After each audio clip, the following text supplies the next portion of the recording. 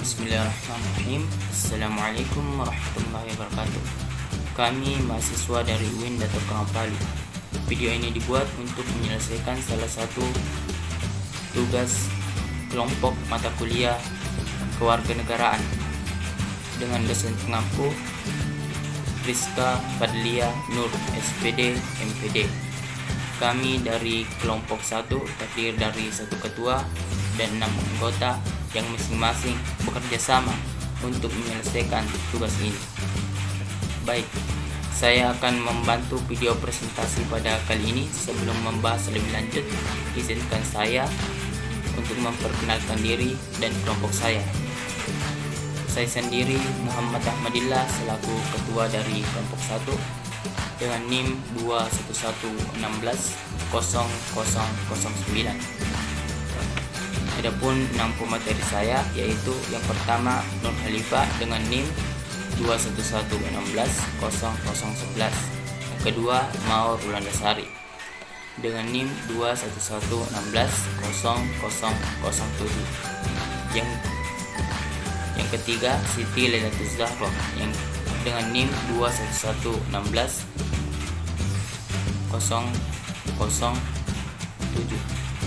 Yang keempat Nanda Amalia dengan NIM 211160008. Yang kelima Wildasari dengan NIM 211160012. Yang keenam Yudi Anissa dengan NIM 211160017. Baik, kita masuk pada presentasi pada kali ini. Adapun judul presentasi yang akan kami bawakan yaitu Identitas Nasional dan Konstitusi. Kepada anggota kelompok saya persilahkan. Identitas nasional. Identitas nasional itu adalah suatu penanda atau jati diri dari bangsa itu sendiri. Seperti yang kita ketahui bahwa bangsa Indonesia, bangsa kita ini memiliki ciri khas yang dapat membedakannya dengan negara-negara lain.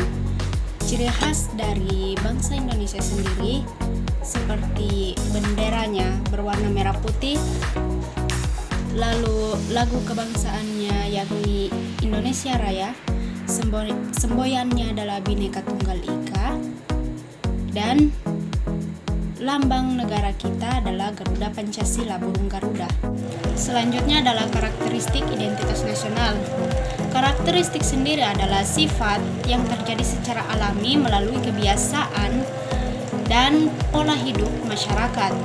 Jadi karakteristik identitas nasional adalah kebiasaan atau pola hidup masyarakat yang mendiami suatu bangsa atau mendiami bangsa Indonesia itu.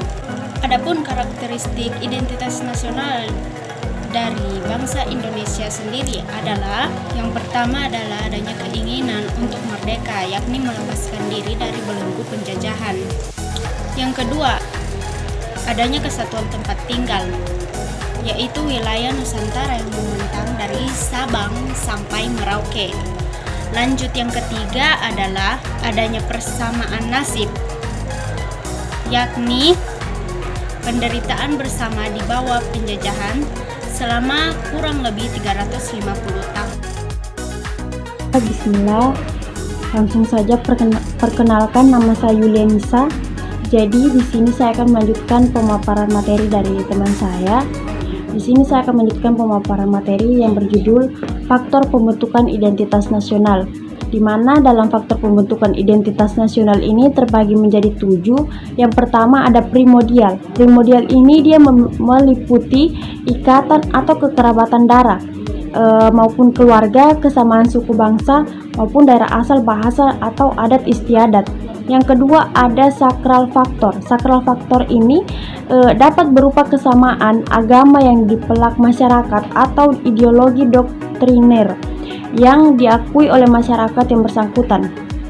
Yang ketiga yaitu tentang tokoh kepemimpinan. Tokoh kepemimpinan ini juga yang disegani atau dihormati oleh masyarakat, dan dapat pula juga menjadi faktor yang menyatakan bahwa bangsa negara pemimpinan ini di beberapa negara, dan juga faktor yang menyatakan bahwa penyambung lidah rakyat atau pemersatu rakyat dan juga simbol persatuan bangsa.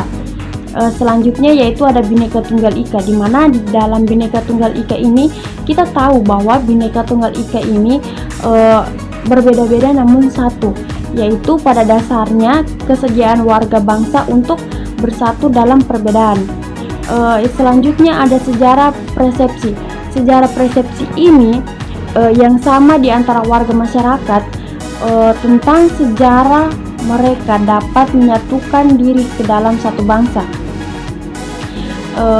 Persepsi tentang pengalaman masa lalu, seperti halnya sama menderita karena solidaritas, tetapi juga melahirkan tekad dan tujuan yang sama antara anggota dan masyarakat.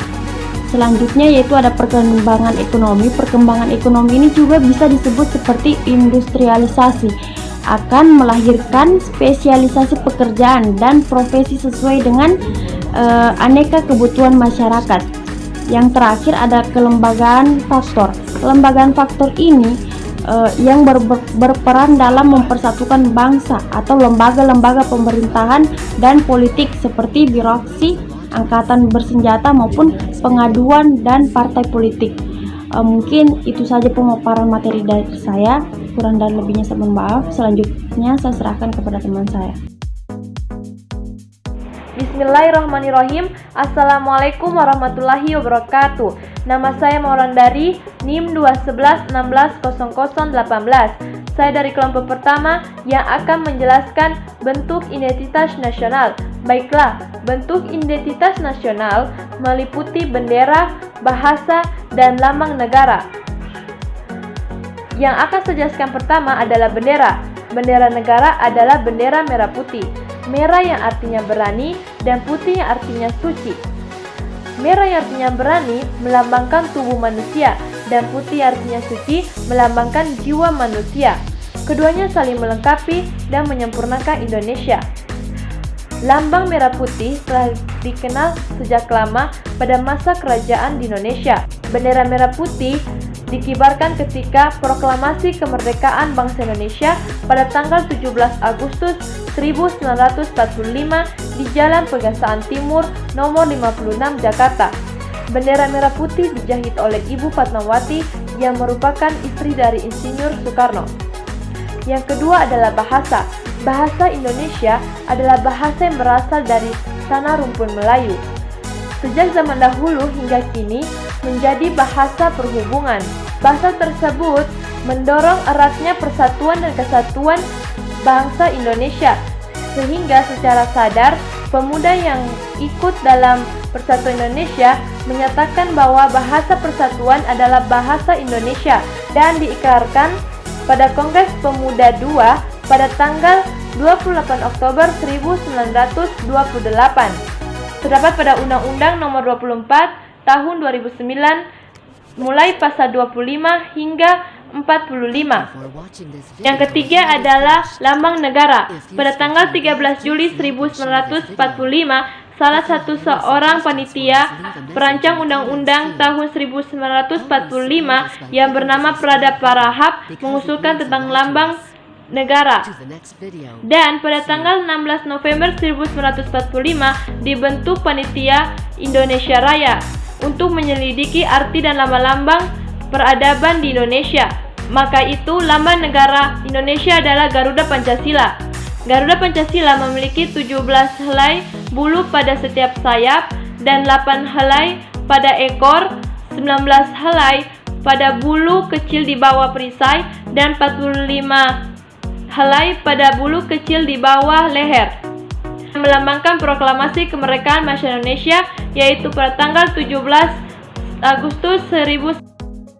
Konstitusi negara. Konstitusi merupakan dasar dibentuknya dari suatu negara, mulai dari sistem pemerintahan, pembentukan kebijakan, hingga sistem ketatanegaraan, sehingga konstitusi dapat diartikan sebagai Hukum dasar suatu negara. Hukum dasar suatu negara yang mencakup hukum dasar tertulis dan hukum dasar tidak tertulis. Undang-undang mengenai ketentuan dasar.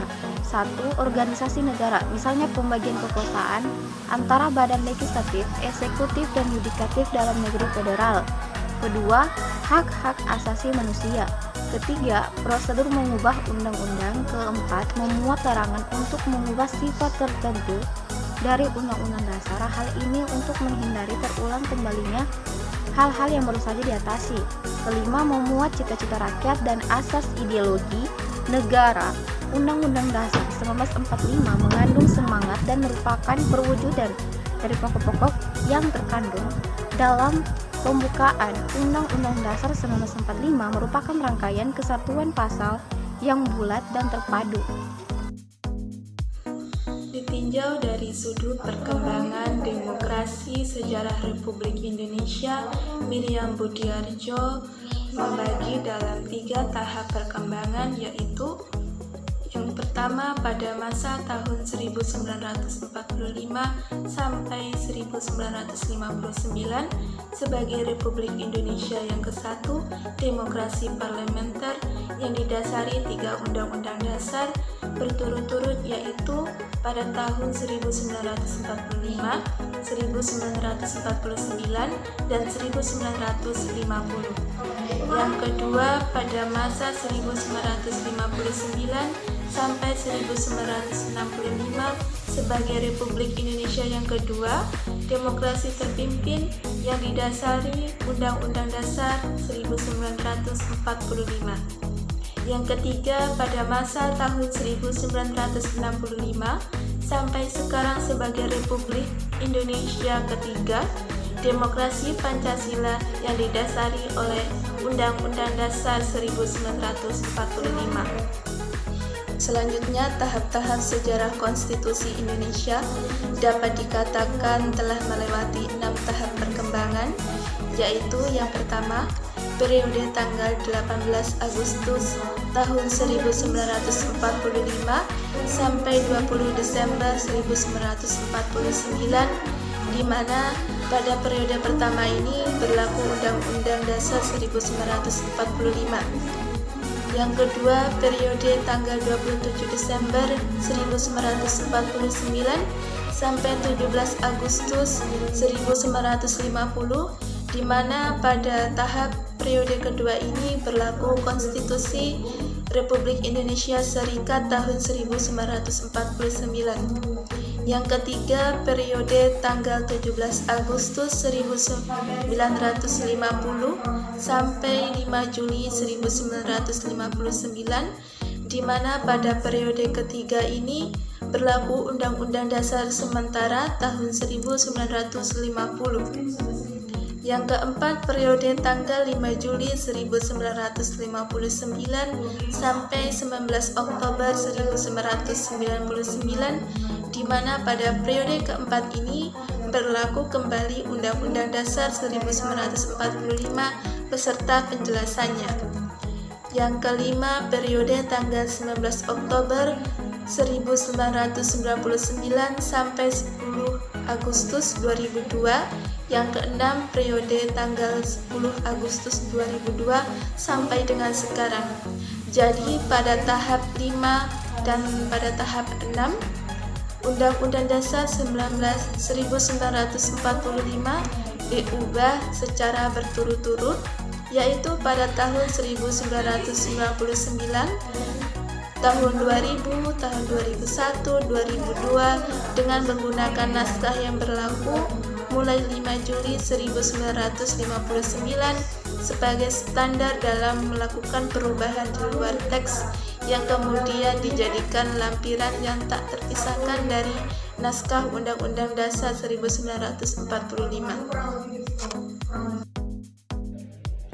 Selanjutnya, dalam periode pemerintahan tahun 1950 sampai dengan tahun 1959 terjadi 7 kali pergantian kabinet.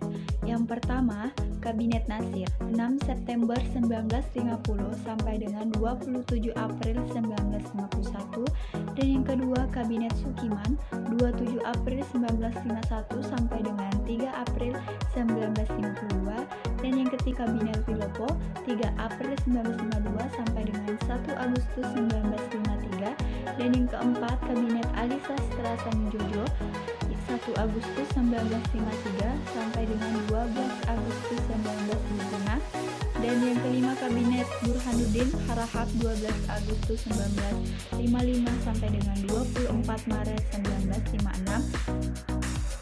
Yang keenam, Kabinet Ali Sastra Mijojo 24 Maret 1956 sampai dengan 9 April 1957. Dan yang ketujuh, Kabinet Juanda 9 April 1957 sampai dengan 10 Juli 1959. Baik, itulah tadi pemaparan dari kelompok kami, kelompok 1. Jika ada kritikan atau yang ingin bertanya, silahkan komen di bawah. Sekian. Assalamualaikum warahmatullahi wabarakatuh.